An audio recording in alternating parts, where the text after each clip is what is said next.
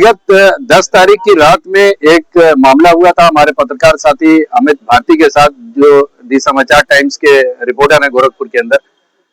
वो रात में कवरेज करने के लिए कोतवाली थाना क्षेत्र में गए थे। वो एक विवादित पोस्टर का मामला था जिसको कवरेज कर रहे थे।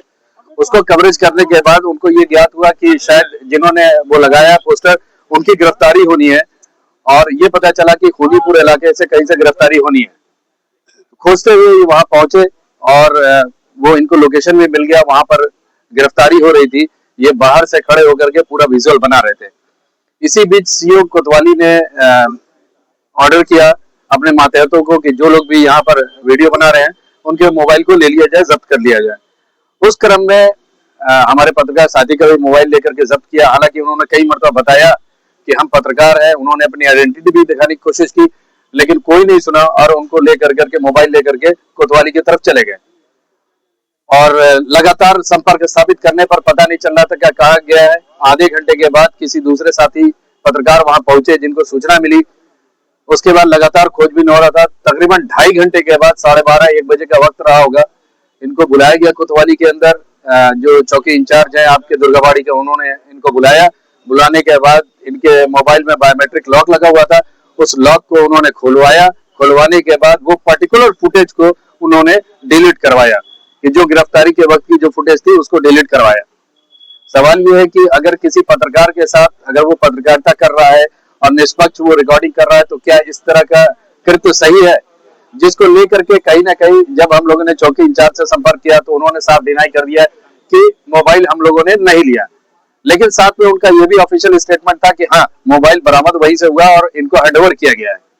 सवाल है कि अगर गलतफहमी में किसी पत्रकार को पहचाना नहीं किसी ने और उनको गिरफ्तार कर लिया गया है, और जब ये आइडेंटिफाई हो गया है कि वो पत्रकार है, तो उसके बाद उनका वीडियो डिलीट क्यों कराया गया?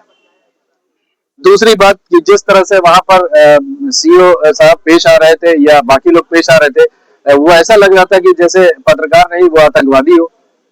तो इस तरह की अगर जहां पर हमारे पत्रकार न दिन देखते हैं, न रात, न धूप, न छांव, न पानी, और अगर वो मेहनत कर रहे हैं और शाने बशाने पुलिस के चल रहे हैं, तो इस तरह का घोर निंदनीय है। आज गोरखपुर की जितनी भी पत्रकार एसोसिएशन है, संस्थाएं हैं, वो सब एकजुट होकर करके आज हमने वरिष्ठ पुलिस अधीक्षक से मिले हैं, अपनी बात कहा है। उन्होंने आश्वासन दिया है कि इस तरह की पुनरावृत्ति दोबारा नहीं होगी। साथ में हम लोगों ने एक रिक्वेस्ट जरूर किया है कि जितने भी आपके चौकी इंचार्ज हैं उनको ये इंस्ट्रक्ट कर दिया जाए कि अगर इस तरह से कोई पत्रकार हमारे साथी अगर कोई कवरेज कर रहा हो तो पोलाइट वे में बात करें या फिर इस तरह की हरकत न हो।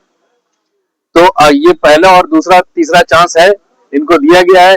अगर इस पर कोई कार्रवाई नहीं होती और इस तरह की अगर फिर से पुनरावृत्ति होती है तो आने वाले समय में बड़ा आंदोलन होगा और स्टेट लेवल पर इसकी डिमांड रखी जाएगी। और फर्दर अगर इस तरह की पुनरावृत्ति होती है जाने या अनजाने में, तो हम तो कहेंगे कि जो भी एसोसिएशन है वो साथ बैठे और कवरेज करना बंद कर दें। बस एक जान लीजिए कि ये राजनीति करने आए हैं ना राजनीति करेंगे। हम लोग का काम है सिर्फ अपना खबर दिखाना और सत्यता दिखाना। बस आप सारे सहयोग आए हैं, जैसे इसमें सारे पत्रकारों का इंडियन प्रेस एसोसिएशन, पत्रकार एकता संघ, भारतीय पत्रकार सुरक्षा परिषद, ग्रामीण पत्रकार एसोसिएशन, ऑल इंडिया पत्रकार एकता संघ आए हैं। इसके लिए आप सबका बहुत बहुत धन्यवाद। Thank you.